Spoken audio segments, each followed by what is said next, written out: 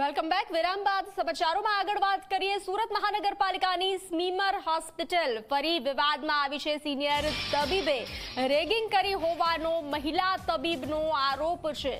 મામલો Varachha police station પહોંચ્યા બાદ સમાધાન થયું છે. સિનિયર ડોક્ટર અપમાનિત કરતા હોવાનો આક્ષેપ કરવામાં આવ્યો છે. ત્રીજા વર્ષમાં અભ્યાસ કરતી જુનિયર યુવતીનો આ આરોપ છે. સિનિયર તબીબે વોટ્સએપ ગ્રુપમાં ટિપ્પણી કરી હોવાનો આરોપ લગાવવામાં આવ્યો છે. ડીનને ફરિયાદ કરવા છતાં પગલાં ન લેવાતા ડિપ્રેશનનો શિકાર થઈ હોવાનો યુવતીએ દાવો કર્યો છે.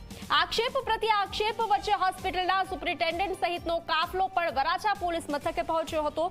સ્મીમેર હોસ્પિટલમાં ત્રીજા વર્ષમાં અભ્યાસ કરતી રેસિડેન્ટ પરિવાર સાથે વરાછા પોલીસ મથકે પહોંચી હતી. તો સિનિયર ચિંતન પટેલ અપમાનિત કરતો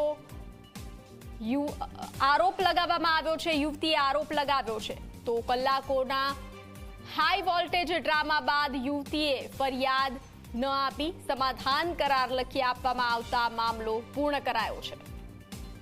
વધુ વિગત સાથે સંવાદદાતા ચેતન જોડાઈ ચૂક્યા છે. જી ચેતન, આક્ષેપ પ્રત્યે આક્ષેપ જોવા મળી રહ્યો છે સ્મીમેર હોસ્પિટલમાં.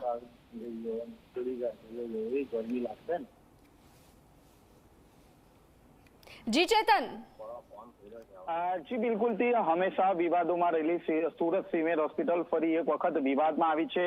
છેલ્લા 3 દિવસથી જો વાત કરીએ તો 3 જેટલા જે વિવાદો છે તેને લઈને સ્મીમેર હોસ્પિટલના નામ પર લાંછન લાગ્યું છે. ખાસ કરીને વધુ એક જે આક્ષેપ છે તે ત્યાંની જ જે ત્રીજા વર્ષમાં અભ્યાસ કરતી જે તબીબ છે તેમના દ્વારા લગાડવામાં આવ્યો છે. ખાસ કરીને સિનિયર તબીબ સામે રેગિંગનો મહિલા તબીબ દ્વારા આક્ષેપ કરવામાં આવ્યો છે. આ અંગે ખાસ કરીને જે સિનિયર જે મહિલાઓ છે તેમના દ્વારા અવારનવાર જે વોટ્સઅપ ગ્રુપ છે તેમાં આ જે મહિલા તબીબ છે તેને અપમાનિત કરવામાં આવતી હતી. આટલું ઓછું હોય તેમ આ જે મહિલા તબીબ છે તેને હોસ્પિટલના જે ડીન છે તે ડીનને પણ લેખિતમાં રજૂઆત કરવામાં આવી હતી. તેમ છતાં કોઈ પણ પ્રકારના પગલા ન લેવાતા આ જે મહિલા તબીબ છે તે ડિપ્રેશનનો શિકાર બની હતી અને ત્યારબાદ આખો જે મામલો છે તે વરાછા પોલીસ મથક ખાતે પહોંચ્યો હતો.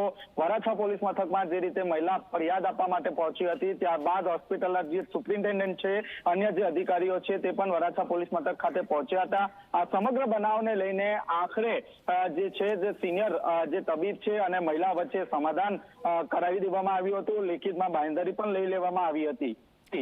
જી ચેતન, જાણકારી સાથે જોડાવા બદલ આભાર. આરએસએસના નેતા ઇન્દ્રેશ કુમારની લોકસભા પરિણામ પર ટિપ્પણી સામે આવી છે. ઇન્દ્રેશ કુમારે ભાજપને અહંકારી વિપક્ષને રામ વિરોધી ગણાવી છે. જેમણે રામની ભક્તિ કરી તેમનામાં ધીરે ધીરે